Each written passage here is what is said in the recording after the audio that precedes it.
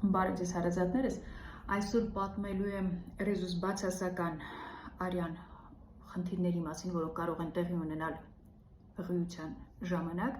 Հիշեցնեմ, որ ես մանկաբարձ գինեկոլոգ եմ, բժշկական գիտությունների թեկնածու, 21 տարի աշխատել եմ Մոսկվայի առաջատար կլինիկաներում, արդեն 1 տարի ինչ աշխատում եմ մեր երկրում։ Այս թեման շատ քիչ մարդկանց է վերաբերվում, այսինքն վերաբերվում այն կանայք, ովքեր ունեն ռեզուս բացասական արյուն, հղիներին եւ ջահել կանանց, ովքեր պլանավորում են հղիություն։ Դրա համար կխնդրեմ, այստեղ օրվակ, եթե ձեզ չի հետաքրքրում, կիսվեք այդ խմբերի կանանց հետ։ Հիշեցնեմ, որ ես մանկաբարձ գինեկոլոգ եմ, բժշկական գիտությունների թեկնածու, 21 տարի աշխատել եմ Մոսկվայի առաջատար կլինիկաներում, արդեն 1 տարի ինչ աշխատում եմ մեր երկրում։ Ինչ է ռեզուս ֆակտորը։ Ուրեմն մենք բոլորս ունենք արյան խումբ եւ ռեզուս ֆակտոր, որոնք պայմանավորված են գեներով։ Օրինակ, ես գիտեմ, որ իմ արյան խումբը երկրորդն է, ռեզուս ֆակտորը դրական, այսինքն իմ արյունը պարունակում է ռեզուս ֆակտոր։ Մեր մոտ օրգանիզմում ամեն ինչն է գեներով պայմանավորված, աչքերի գույնը, ձևը, մաշկի գույնը, ամեն ինչը։ Այդ գեները տեղակայված են քրոմոսոմներում։ Մեր բոլոր բջիջները ունեն 46 քրոմոսոմ, այսինքն 23 զույգ քրոմոսոմ, որոնք մենք ժառանգում ենք մեր ծնողներից։ Ուրեմն սպերմատոզոիդը, մեգեծվաբջիջը ունեն 23 քրոմոսոմ, դրանք միաձուլվում են, սպերմատոզոիդը ու ձվաբջիջը միաձուլվում են, որ մարդ ստեղծվի, ու այդ բջիջը, առաջի բջիջը պարունակում է 46 քրոմոսոմ, ինքը սկսում է բազմանալ եւ բոլոր մեր բջիջները, բացի սեռական բջիջներից, պարունակում են 46 քրոմոսոմ։ Այսինքն մենք մեր գեները ստանում ենք մի մասը մորից, մի մասը հորից։ Հիմա ինչ է ռեզուս ֆակտորը իրենից ներկայացնում։ Մենք գիտենք, որ արյան մեջ ունենք բջիջներ, արյան կարմիր գնդիկներ են ասում բնակչությունը, մենք բժիշկներից ասում ենք էրիթրոցիտներ, այսինքն արյան կարմիր գնդիկներ են, որոնք պարունակում են հեմոգլոբին։ Այդ հեմոգլոբինի աշխատանքի ինչու է կայանում, նա թոքերից վերցնում է թթվածինը, արյան միջոցով տանում է հասցնում տարբեր օրգաններին, հանձնում այնտեղ թթվածինը, վերցնում ածխաթթու գազը եւ բերում թոքերով արտահանում այն։ Այսինքն մեր այդ արյան կարմիր գնդիկները շատ անհրաժեշտ են օրգանիզմում, շրջանառում են եւ թթվածնով ապահովում բոլոր օրգանները։ Այդ արյան կարմիր գնդիկների վրա կա ռեզուս ֆակտոր։ Այսինքն որոշ մարդիկ ունեն այդ ռեզուս ֆակտորը, որոշ մարդիկ չունեն այդ։ Այսինքն այն մարդիկ, ովքեր գեները ստացել են այդ ռեզուս ֆակտորի, ունեն այդ գենը, ունեն այդ ֆակտորը։ Եվ որ ես դեռ ուսանող էի, մեզ ասում են, որ 85% բնակչության ունի ռեզուս ֆակտոր, այսինքն ռեզուս դրական է, 15% չունի ռեզուս ֆակտոր։ Հիմա հետազոտությունները ցույց են տալիս, որ կան ազգություններ, որոնք շատ ունեն ռեզուս բացասական արյուն ունեցող մարդիկ, օրինակ բասկերի մոտ բնակչության 1/3-ը ռեզուս բացասական է։ Ամենակիչը չինացիների մոտ է 0.3%-ն է բնակչության, որ ռեզուս բացասական արյուն ունեն։ Երկուսն են նորմա է, ռեզուս դրական արյունն է նորմա, ռեզուս բացասականն էլ սա հատկություն է ուղղակի, որոնք կարող է բարդություն ունենալ ռեզուս բացասական արյունը, որի մասին այսօր պատմելու եմ։ Ուրեմն, ինչպես ենք ժառանգում այդ ռեզուս ֆակտորը, սա շատ կարևոր, որ գեներով հասկանանք ինչպես ենք սա ժառանգում, ոնց կարող է երկու ռեզուս դրական ծնողներ լինեն, երեխան ծնվի ռեզուս բացասական։ Իմ ընկերուհին, երբ որ ուսանողական տարիներին ենք, որ անցնում ենք արյան խմբերը եւ այլն, գալիս է տանը շփուր է դնում, որ ես ձեր երեխան չեմ, ինչու չեք ինձ ասել, որ ես ձեր երեխան չեմ, որովհետեւ ձեր այդ արյան խմբերով չէի կարա ես այս արյան խումբ ունենայի։ Ընտանիքը գնում է բոլորը վերահանձնում են արյան խմբերը եւ պարզում են, որ սխալ էին իմանում իրենց արյան խմբերը, սա կարեւոր է։ Հիմա ուզում եմ հասկանանք, որ ռեզուս ֆակտորը ինչպես է փոխանցվում։ Ռեզուս բոլոր գեները տարերով են անվանվում, ռեզուս ֆակտորի գենը D տառով, լատիներեն D տառով են անվանում, եթե ուրեմն D մեծատառ նշանակում է, որ այդ ֆակտորը գենը կա, որ ֆակտորը լինելու է այդ օրգանիզմում։ Փոքր D տառը դա նշանակում է հայլի նման է, չի կարող ձեր մոտ տառերը լավ չի երևան, բայց D ֆակտորն է, D տառն է, այսինքն ռեզուս ֆակտորն է։ Մարդ կարող է ունենալ երկու մեծ D, այսինքն երկու ծնողից էլ ժառանգել է ռեզուս ֆակտորի գենը։ Կարող է ունենալ մեծ D, մեկ փոքր D, այսինքն մի ծնողը տվել է իրեն ռեզուս ֆակտորի գենը, մյուսը չի տվել, փոքր է։ Եվ կան մարդիկ, ովքեր ունեն երկու փոքր D, այսինքն երկու ծնողներ փոխանցել են այն գենը, որը չի պարունակում ռեզուս ֆակտոր։ Եթե կա մեկ մեծատառ D, այս մարդիկ ռեզուս դրական են։ Այս մարդը չունի ռեզուս ֆակտոր, որովհետև երկու ծնողից էլ փոքր D է ստացել։ Ուրեմն այդ երկու ռեզուս դրական մարդ, ծնող, մայրը եւ հայրը կարող են ունենալ երկուսն էլ մեկը ունի մեծ դե, մեկը փոքր դե, մեծ դե, փոքր դե, իրենցից կարող են ժառանգները լինեն երկու մեծ դե պարունակել, մի հատ մեծ դե, մի հատ փոքր դե եւ երկու փոքր դե, այսինքն ռեզուս դրական ծնողներից կարող է ծնվել ռեզուս բացասական երեխա։ Ինչի է զրուցում ես ռեզուս ֆակտորի մասին, ինչ խնդիրներ կարող ենք առաջացնել։ Օրինակ, եթե ռեզուս բացասական արյուն ունեցող մարդուն ներարկես ռեզուս դրական արյուն, սա խնդիր է, որովհետև այս մարդու օրգանիզմը տեսած չի ռեզուս ֆակտոր, հենց որ տեսավ նոր նյութ, նոր ֆակտոր, ռեզուս ֆակտորը սկսել է հակամարմիններ առաջացնել այս ռեզուս ֆակտորի հանդեպ։ Օրինակ, սրանք մեր էրիթրոցիտներն են, այդ արյան կարմիր գնդիկներն են, որոնց վրա կա ռեզուս ֆակտոր։ Եթե սրանց ներարկես այն մարդուն, ով չունի ռեզուս ֆակտոր, իր մոտ հակամարմիններ են առաջանալու, ու այս հակամարմինները գարուլին ու գրոհեն այս ռեզուս ֆակտորը, դրանով ոչնչացնելով արյան կարմիր գնդիկները։ Ինչ կլինի, եթե արյան կարմիր գնդիկները մեր օրգանիզմում ոչնչանան,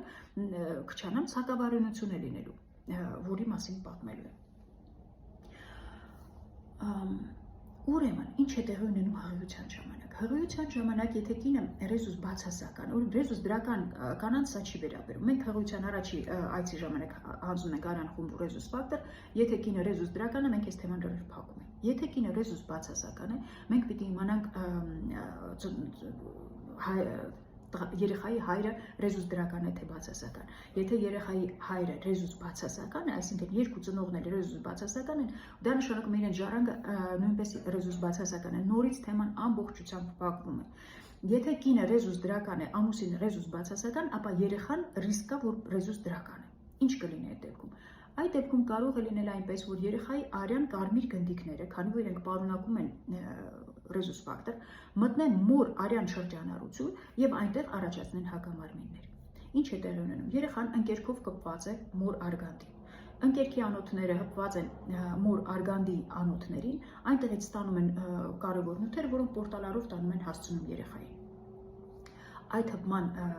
շրջանում տեղի ունենում արյունները խառնում են, այսինքն երեխայի մոտից արյան կարմիր գնդիկները կարող են անցնել մոր արյան շրջանառություն, ինչը տեղի ունենում նորմալ հղիությունների ժամանակ 0,1 մլ գրեթե բոլոր հղիությունների ժամանակ երեխայի արյունից մտնում է մոր արյան շրջանառություն։ Սա մենք օգտագործում ենք մեր հետազոտությունների մեջ, օրինակ, եթե երեխան հետազոտում ենք սկրինինգ ենք անում առաջի սկրինինգը եւ պարզում ենք, որ բարձր է ռիսկը դա ունի համախտանիշի, հաջորդ քայլը որ անում ենք, մոր արյունն ենք հետազոտում, մոր արյան միջից հայտնաբերում ենք պտղի արյան մասնիկները, արյան բջիջները, գենետիկական հետազոտություն անում, որ տեսնենք այդ երեխան դա ունի համախտանիշ, ունի գենետիկական խանգարումներ, բարբերական հիվանդություն կամ այլն, շատ հետազոտություններ կարող ենք անել։ Այսինքն, հղիության ժամանակ պտղի արյան կարմիր գնդիկները մտնում են մոր արյան շրջանառություն, եւ եթե մոր արյան շրջանառությունը, որը տեսած չի ռեզուս ֆակտոր, տեսնի առաջի անգամ ռեզուս ֆակտոր, սկսելու է հակամարմիններ առաջացնել ռեզուս ֆակտորի նկատմամբ։ Առաջի հղիության ժամանակ դեռ խնդիրներ չունենք, որովհետեւ այդ քանակը հակամարմինների քիչ է։ Երբ որ կինը հղիանում է երկրորդ, երրորդ հղիությամբ, ամեն բոլոր եւ երկրորդ երեխան է ռեզուս դրական, երրորդ երեխան է ռեզուս դրական, այդտեղ արդեն մենք կարող ենք խնդիրներ ունենալ, քանի որ մոր արյան շրջանառության մեջ արդեն բավարար քանակի հակամարմիններ են հավաքվել, այդ հակամարմինները, քանի որ իրանք փոքր են, մտնում են պտղի արյան շրջանառություն, գնում այնտեղ եւ տեսնում են ռեզուս ֆակտոր պարունակող էրիթրոցիտներին, արյան կարմիր գնդիկները սկսում ոչնչացնել։ Ինչի դա կբերի։ Դա կբերի պտղի սակավարյունության։ Սակավարյունությունը ինչով է վատ, ինքը լինում է թեթև աստիճանի, միջին ծանր աստիճանի, այսինքն օրգանիզմը չի կարողանում թթվածին մատակարարել օրգաններին, գլխուղեղին, երիկամներին եւ այլն, այդ օրգանները սկսում են աստիճանաբար շարքից դուրս գալ։ Գալիս է հասնում արդեն այնպիսի ծանրագույն վիճակներ, որ երեխան սկսում է արդեն այտուցվել։ Երջանային հետազոտությամբ տեսնում ենք, որ մաշկն է այտուցվել, հեղուկ է հավաքվել որովայնի խոռոչում, թոքերում, սիրտն է պարփակված հեղուկի մեջ։ Սա արդեն վերջնական շրջաններն են, որ մենք չպետք է հասցնենք։ Կարող է անգամ վերել պտղի ներարգանդային մահվան կամ հետսննդյան խնդիրների։ Մեր աշխատանքը ինչու՞մ է, այսա որ պատմում եմ հղիներից վախենում են, վախենալու բան չկա, եթե ժամանակին մենք ձեզ հետազոտենք եւ կանխարգելենք։ Այս հիվանդությունը ունի շատ արդյունավետ կանխարգելման միջոց, որի մասին իմաստը ամբողջ այս պատմելու զրույցներից մեջ, նաեւ որ ինչը բժշկությունը բոլոր հիվանդությունները չի կարողանում կանխարգելել եւ բուժել, բայց կան հիվանդություններ, որոնք մենք արդյունավետ մեթոդներ ունենք կանխարգելելու եւ բուժելու։ Սա է իմաստը այս տեսահոլովակների ձեզ փոխանցելու։ Ուրեմն ինչ ենք անում։ Քանի որ երեխայի արյունը մտնում է մոր արյան մեջ, մենք պիտի կանխարգելենք այդ process-ը։ Ինչ անենք։ Մենք մորը ներարկում ենք հակամարմիններ։ Հակամարմիններ ենք տալիս, որը հենց որ երեխայի արյունը մտավ մոր արյան շրջանառություն, այդ հակամարմինները ոչնչացնեն այդ էրիթրոցիտները, հանկարծ մոր իմունային համակարգը չակտիվանա։ Եթե մոր իմունային համակարգը ակտիվացավ, շատ հակամարմիններ արտադրեց, այդ հակամարմինները մտնելու են պտղի պորտալարով պտղի օրգանիզմ եւ ոչնչացնեն այնտեղ էրիթրոցիտները։ Կանխարգելումը շատ հեշտ ձևով ենք անում։ Մի անգամ այդ հակամարմինները ներարկում ենք 28 շաբաթական ժամկետում, մի անգամ ներարկում ենք ծննդաբերելուց 72 ժամ անց։ Ինչի այդ ժամկետներում ենք այդ կանխարգելիչը ներարկում, քանի որ ինչքան մեծանում է ժամկետը հղիության, այդքան շատ է հավանականությունը, որ մեծ քանակի արյուն պտղից կմտնի մոր արյան շրջանառություն։ Դրա համար մի հատ 28 շաբաթականում ենք տալիս, մի հատ էլ ծննդաբերելուց հետո, որտեղ երբ որ ընկերքը անջատվում է, այդ ժամանակ նույնպես մեծ քանակի արյուն կարող է մտնել մոր արյան շրջանառություն եւ առաջացնել հակամարմիններ։ Հակարեզուս իմունոգլոբուլին է կոչվում այդ տեղը, որ պիտի ներարկենք, ահագին թանկ տեղ է։ Մատչելի է, բայց դե ջրիկին չի ոնց ասում են։ Ինչի է թանկարժեք այդ գենը, այդ դեղը, որ ներարկում ենք, քանի որ առաջներում դա ստանում էին հղիներից, շատ էր այս հիվանդությունը ռեզուս ֆակտորի խնդիրները շատ էին, շատ հղիներ ունեինք, որ հակամարմիններ ունեին, իրանցից այդ հակամարմինները վերցնում էին դեղորայք էին պատրաստում եւ ներարկում մնացած հղիներին։ Հիմա այդ քանակը քչացրել են ամբողջ աշխարհով մեկ, այդ ժամանակին կանխարգելելու համար այդ զարգացած երկրները նվազեցրել են իրենց քանակը։ Գիտենք, որ զարգացած երկրներն են դեղորայքը արտադրում։ Իրենց մոտ այդ քանակը նվազել է, դրա համար իրանք ռեզուս բացասական արյուն ունեցող տղամարդկանց ներարկում են ռեզուս դրական ֆակտոր։ Հակամարմիններ են առաջացնում այդ մարդու մոտ, այդ հակամարմինները վերցնում, դեղորայք պատրաստում եւ հետո կանայք գնում են եւ ներարկում։ Այդ դեղը պիտի ներարկվի միայն միջմկանային, քանի որ բնական միջոցով է ստացված այդ դեղը, ռիսկը ալերգիայի բարձր է, դրա համար միայն միջմկանային ենք անում։ Շատ արդյունավետ է ու անպայման պետք է անել։ Հիմա մենք ինչպես ենք մենք հղիներին վարում։ Լավ։ Առաջի այցը եկավ կինը, առաջի այցի ժամանակ մենք հայտնաբերեցինք, որ կինը ունի ռեզուս բացասական արյուն։ Առաջի քայլը դրանից հետո, որ մենք պետք է անենք, դա ստուգենք ամուսնուն, ոչ թե ամուսնուն, այդ երեխայի հորը անպայման, որ եթե գիտենք, որ երկուսն էլ ռեզուս բացասական են, նորից թեման փակում ենք ու ասում ենք, վերջ, դուք պրոբլեմ չունեք, այս հարցը ձեզ չի վերաբերվում։ Եթե ամուսինը, երեխայի հայրը ռեզուս դրական է, կամ չգիտենք ամուսնու մասին ոչինչ, մենք վարում ենք այդ հղիությունը այնպես, կարծես թե կինը, դե գիտենք կնոջը, որ ռեզուս բացասական է, կարծես թե երեխան ռեզուս դրական է, որ հասցնենք կարողանանք կանխարգելել այս հիվանդությունը։ Ուրեմն ստուգեցինք, եթե ամուսինը ռեզուս դրական է, հաջորդ քայլը, որ մենք անում ենք, դա ստուգում ենք կնոջ մոտ արյան հակարեզուս հակամարմինները։ Արդյոք կա այնտեղ հակարեզուս հակամարմիններ։ Եթե չկան կնոջ մոտ հակարեզուս հակամարմիններ, հաջորդ անգամ մենք ստուգելու ենք 28 շաբաթականում, որովհետև պիտի այդ կանխարգելիչ դեղորայքը ներարկենք։ Ուրեմն կան տարբեր երկրներում տարբեր ձև է այդ մոտեցումը, օրինակ Ռուսաստանում ստուգում են մի անգամ առաջի այցի ժամանակ, հետո 18 շաբաթական, 28 շաբաթական, այսինքն 8 շաբաթ, 8, 18, 28, երևի հեշտացրել են ու բժիշկները հեշտ հիշեն այդ ստուգելու հակառեզուս հակամարմինները։ Ամերիկայի Միացյալ Նահանգներում ստուգում են մի հատ սկզբնական շրջանում առաջի այցի ժամանակ, մի հատ էլ ստուգում են 28 շաբաթականում։ Ուրեմն ինչի է մեզ պետք է հակառեզուս հակամարմինները ստուգել, որովհետև եթե մենք կանխարգելիչ մեթոդ ենք ներարկելու կնոջը, միջմկանային այդ հակառեզուս իմունոգլոբուլին ենք ներարկելու, պետք է համոզված լինենք, որ չունի ինքը այդ հակամարմինները։ Եթե կինը արդեն ունի դրական հակամարմիններ, այդ իմաստ չունի այս դեղորայքը ներարկելու։ Չենք անում, չենք ներարկում այդ դրականը։ Ուրեմն, եթե կինը ռեզուս բացասական է, ամուսինը ռեզուս դրական է, հակամարմիններ չունի, 28 շաբաթականում ներարկում ենք ռեզուս պրոֆիլակտիկա ենք անում, հակա ռեզուս իմունոգլոբուլին ենք ներարկում, 300 միկրոգրամ ենք ներարկում, մի հատ էլ ներարկում ենք ծննդալ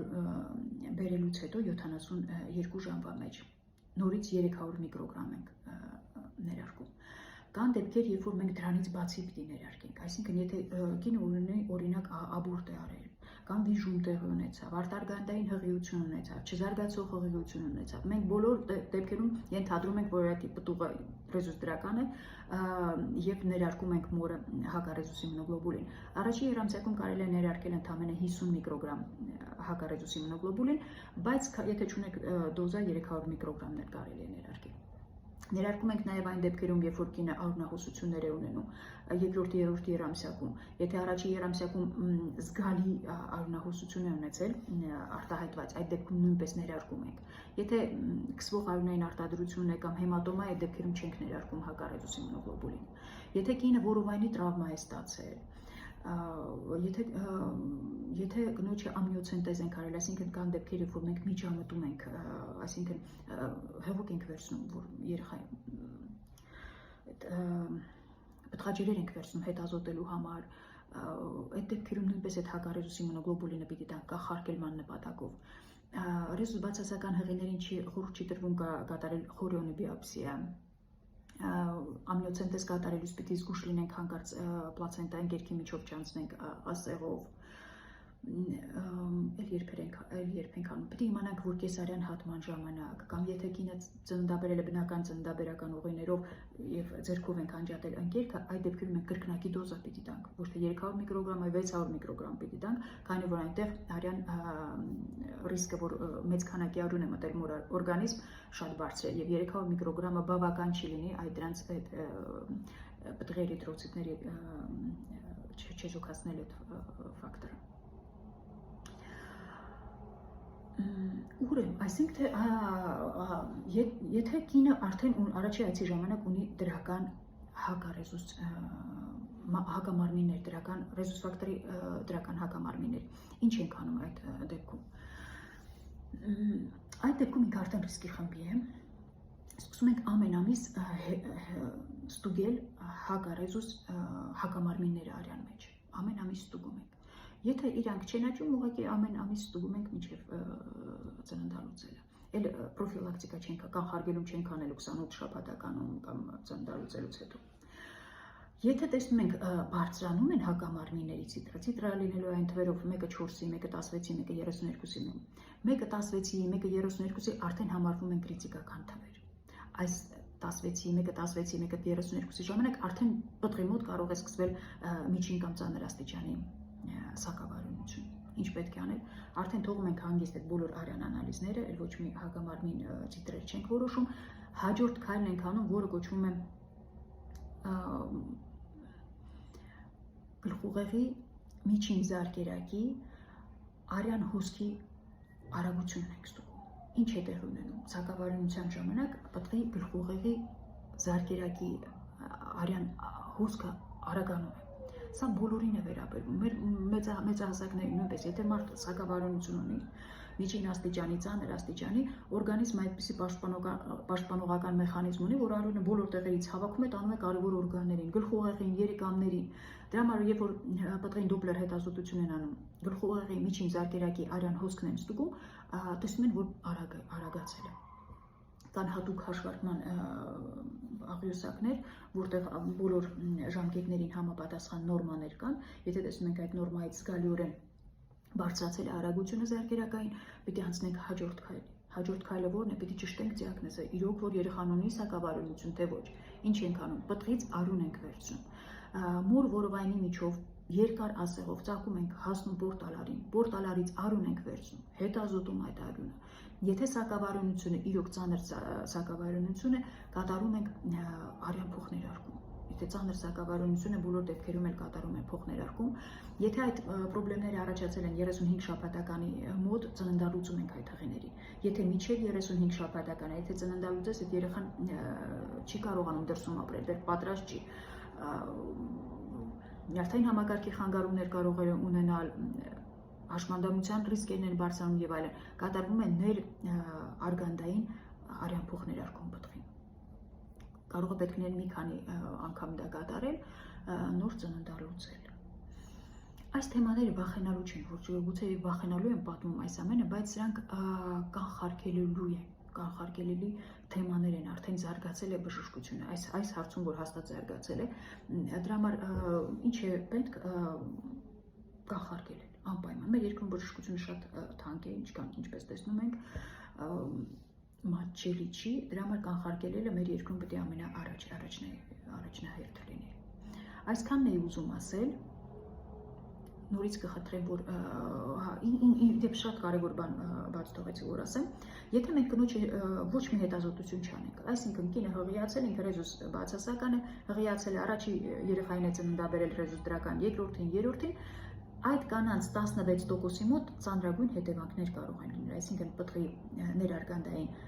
ծանր սակավարյունություն, անգամ մահ, 16%-ի, բոլորի մոտ չի խնդիրը լինում։ Եթե մենք հղիներին միայն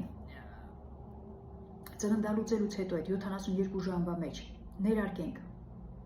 հակառեզուս հակամարմիններ,